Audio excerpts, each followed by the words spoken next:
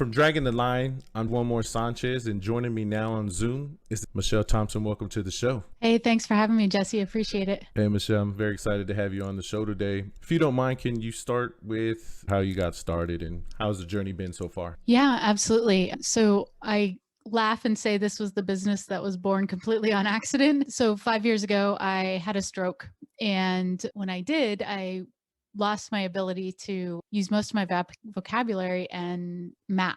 So basically I went from a MBA in finance to a second grade education level like overnight. I had a regular job at the time, and then I also had a couple side hustles going. And I realized if I don't figure out how to get this off my plate and teach somebody else how to do this, I'm going to lose everything. And so that's honestly how Awesome Outsourcing was born, out of my own necessity. And the funny part was I used to never delegate anything because I was the type of person that nobody could do it better than I could. It was, I'm not going to give it to anybody because then I'm just going to have to redo it. They're going to screw it up. And it's funny when you have a stroke and you can't do anything. It's amazing how much you decide you can hand off.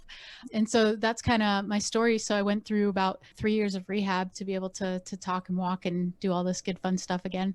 And so now I lived in a super controlled environment. So I have Google in each room in the house, and it reminds me when to take my medicine and when to drink water and all that good fun stuff because I don't remember. But the cool part is I thought, gee, if we can outsource all the parts of our regular life, why not with business too? When we start a business, we do it with the idea of to have time and money freedom.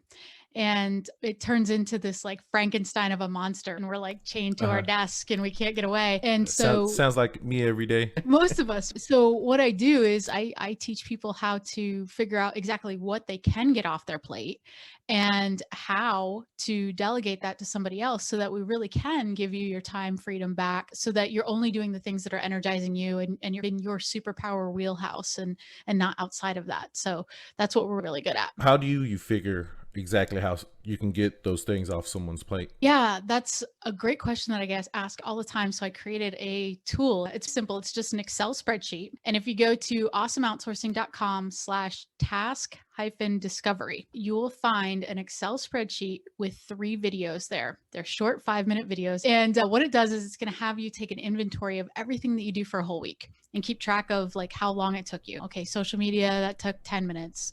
Checking email, that took 2 hours. Should have taken 30 minutes. But so we just go through and we do all that, payroll, invoicing, all those things. And then what we do is we go through that list at the end of the week and we ask ourselves 3 really important questions. And the first question is this something that if it never happened, if we just deleted it, would it negatively affect my business, or would there not be that much of a difference? And if the answer is, I don't know that there would be that much of a difference, let's see if we can just strike it off the list. Then what's left, we go through and we figure out, okay, this is going to sound crude, but it's a really good way to get our point across. If you knew that tomorrow you were going to get hit with a Mack truck and that's it, bye-bye, what would you do today to hand off the knowledge in your brain to somebody else so that they could do that task? And when you think of it like that, it's no longer, it'd be nice to delegate it. It's, I have to delegate it. And what happens is your brain starts to think really creatively, and it starts to think of, okay, I could maybe hand off this part, or I could do it this way. And the cool part is we start to think in a very different way. And that's what that video talks you through, is how to think of things differently.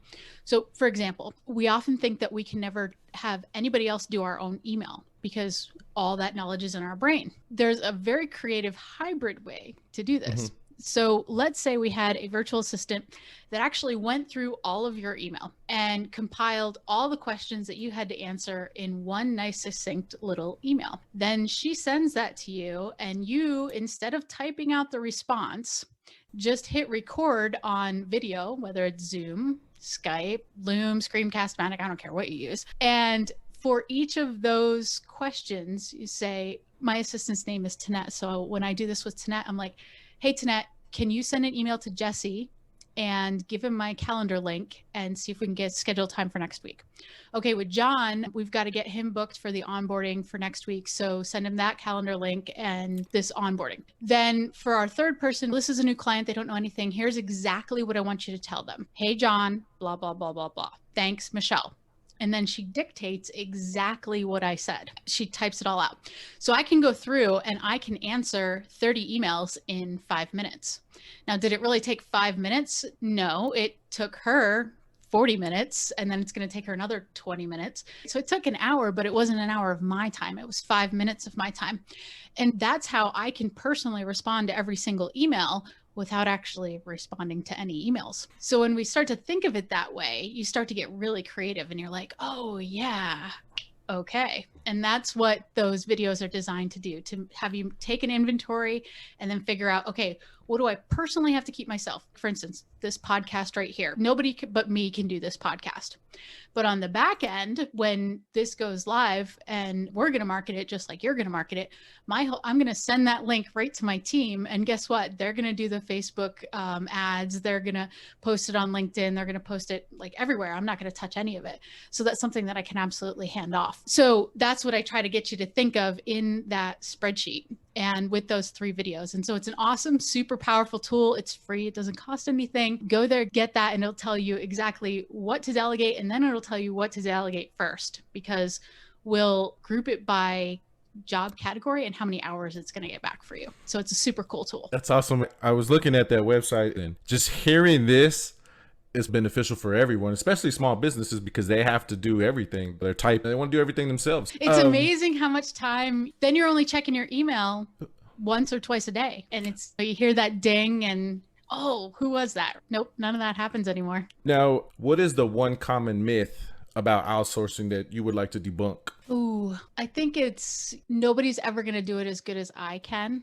So I have to keep it. And that is probably the biggest myth out there. And I tell people all the time, 90% is better than 100%. And they look at me and they go, what? And let me explain. So if I could take a task and I could give it to my graphic designer, let's say we're making a graphic, and she gives it back to me and I'm like, it's about 90% there.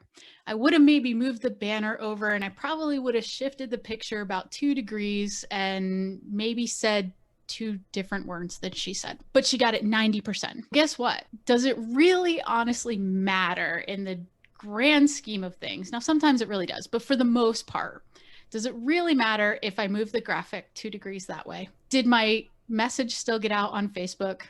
Did my branding colors, were they still there? Is it still on point? 90% is good enough. And so what happens was, not only am I not nitpicking at her, but it allows her the freedom to be able to go through and get to know me better and build it better. So she actually builds a better widget than I would. And then what happens is, by me relinquishing control of those nitpicking things. Now, if it's something major, we got to bring it up. But if we're just nitpicking, that's micromanaging. That's not outsourcing. And so it ends up actually taking more time. So you got to get in the mindset of, if the point is to create a social media graphic and get my brand and message out there, was that accomplished? And was it accomplished 90% as good as if I had done it myself?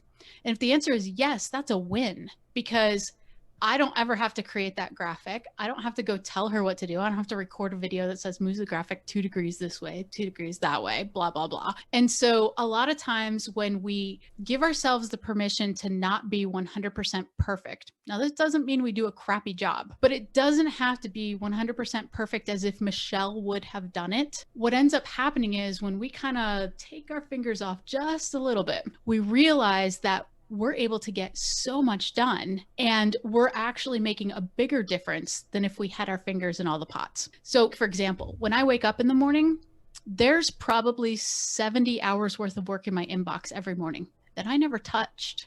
I never did any of it. And it just runs on autopilot because I've given my team the freedom to not have my finger in every single thing. Now, if it's something major, yeah, bring it up. If it's something that's really going to bother you, then yeah, okay, bring that up. But 90% is better than 100%, because guess what?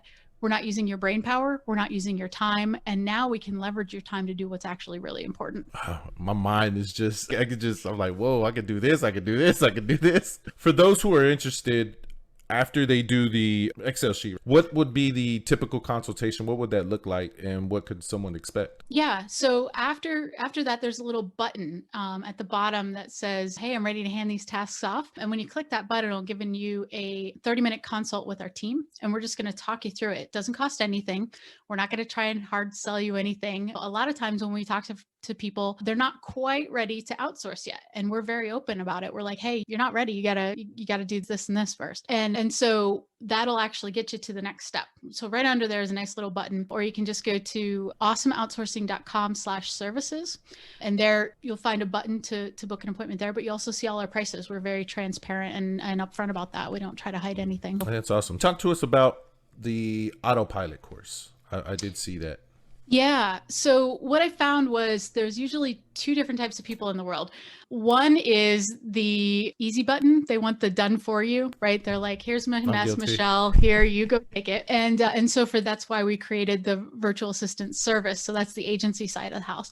But then there was another whole group of people that maybe weren't quite ready to bring on a full-time assistant, or maybe they were like 6 figures scaling to 7, but they weren't quite in the place yet where they had enough revenue to bring on another full-time employee, and they wanted the do-it-yourself type program. So that's why we created Running on Autopilot. And basically what it does is it teaches you literally A to Z exactly how to go find someone. And I personally hire all of my virtual assistants out of the Philippines. There's a lot of reasons for that. I go through it in the course. I have a 5-step hiring process, and it is really good because in the Philippines, you could put an ad out for a virtual assistant, and I kid you not, in 72 hours, you could have 260 applications. Seriously. And there's got to be a way to weed through all the less than stellar candidates.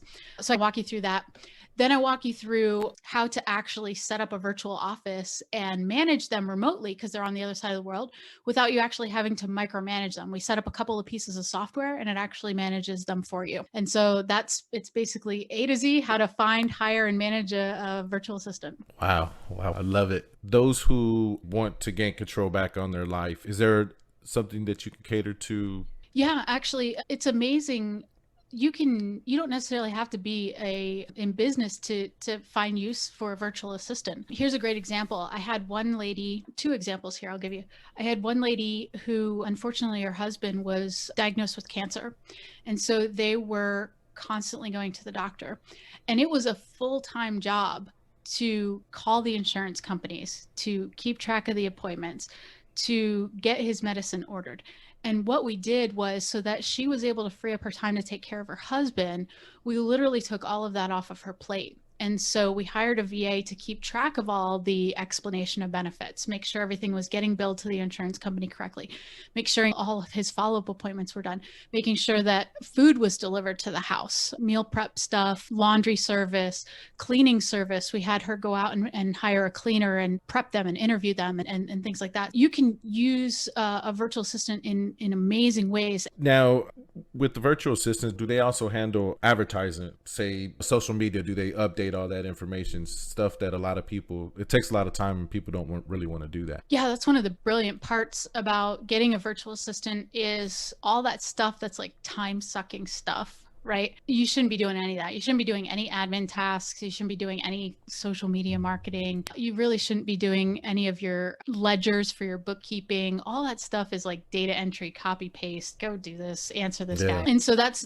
one of the things that we do quite a bit is we manage people's social media, right? On LinkedIn. So we use LinkedIn for lead generation, and then on Facebook for branding. My wife is a home baker, so small business. Every day she's up like at 6 o'clock wasting 2 hours for social media, for branding.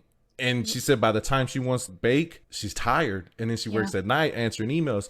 And there's many people that don't want to do that. Yeah, it's a catch-22, right? Because when you're a small business, you got to hustle and grind. But then you don't have the time to do what you're actually really good at because you're wearing like 20 different hats. Yeah. And so that's literally why we created the do-it-yourself course, so that you can learn that skill, because it's definitely a skill to be learned. But once you learn it, it's unbelievably valuable. You can, okay, here, I'll blow your mind for a second, but you can get an awesome general virtual assistant for about $600 a month full-time if you learn this skill and you learn it well. And so if you're willing to take the time to to learn it and dedicate that craft. Then what happens is, now this is probably embarrassing, but I can only work 2 to 3 hours a day, because since I've had the stroke, my brain just doesn't handle anything more than that. But I have been able to, I don't even have to work 2 hours a day. Honestly, I could work a half an hour and everything would run on its own, because I've literally pushed everything off of my plate. And what's cool is your wife could do all of that, right? She could hand everything off and all she has to do is the baking. And what would be even here, I'll blow your mind even more. How cool would it be if within a 20-mile radius, you had your VA look up every business, and let's say she does cupcakes, and send an email to each one of those businesses that says, hey, wouldn't it be awesome if you just told us the birthdays of all of your employees, and we just drop by a cupcake on their birthday and we'll just bill you. You don't even have to think about it. And we send that to all the businesses.